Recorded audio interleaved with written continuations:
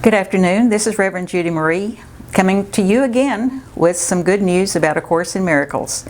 Today I'm going to be covering the lessons of 9, 10, 11, and 12. But first, let's go to that Course in Miracles of the Manual for Teachers. Now, a few more of the characteristics of God. Teachers are joy, defenselessness, generosity, patience, faithfulness, and open-mindedness.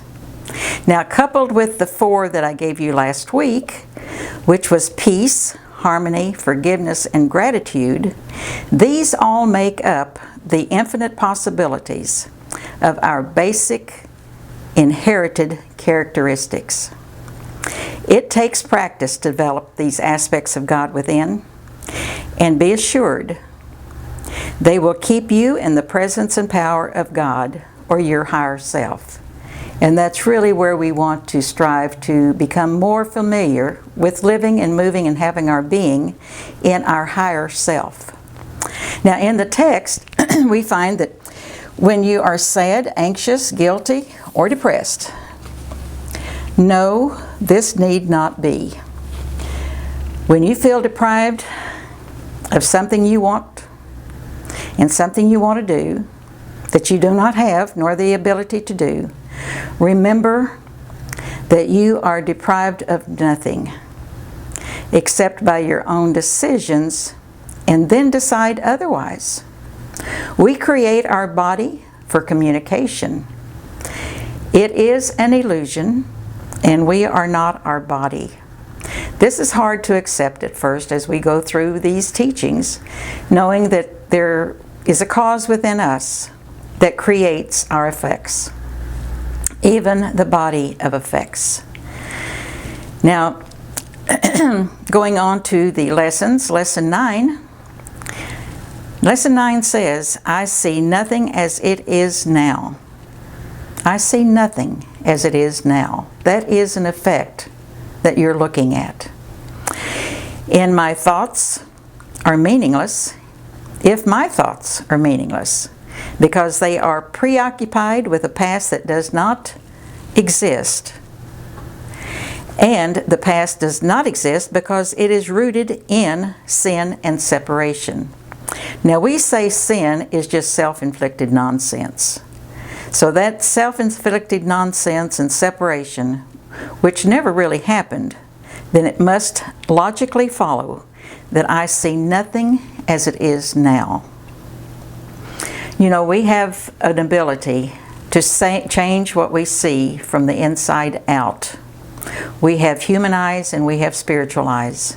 And a lot of times we only use our human eyes when we're judging by effects.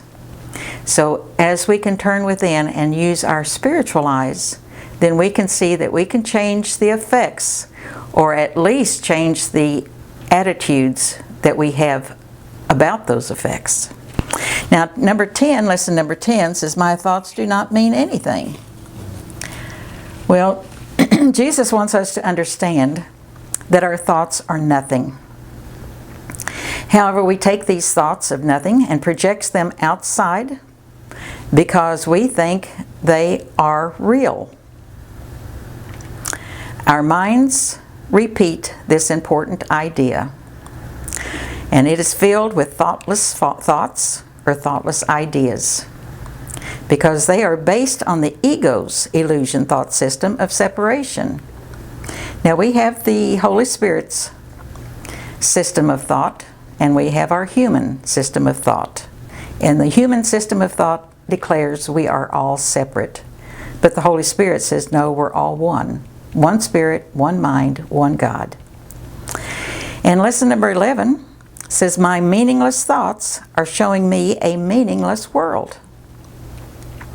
Jesus is setting the tone for our learning to undo the ego's need to fight, struggle, and overcome even itself. He asks us to practice using terms such as unhurriedly, leisurely, casually, peacefully, and with relaxation. Freedom from a worry and very slowly. We're not to take these in a rushed idea of we have to hurry through these thoughts. Practice these thoughts day in and day out, and you'll find that they become more easily acceptable, because that's what you're doing, is retraining your mind to think in a positive term instead of a negative term.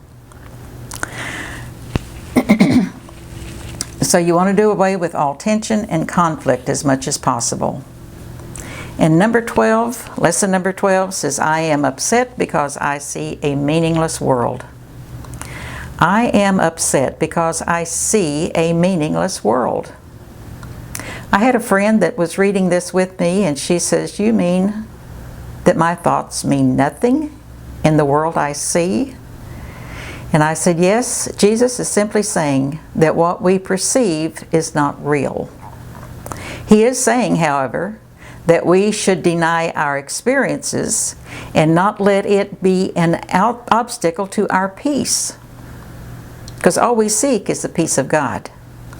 If we accept the world as meaningless, we would be saying, my mind is a blank. That would allow the Holy Spirit atonement principle to shine through and have Jesus' love become our only reality. That is why the truth, which would make us free, indescribably happy, since this is the self that we no longer identify with a thought system of separation and guilt. What makes us indescribably happy is finally realizing we were wrong and Jesus was right. So with that, friends, let me say have a wonderful week. Take these 4 lessons and practice them day in and day out, and you'll find that you too are experiencing more of the peace of God. And I look forward to being with you next week. Have a wonderful day.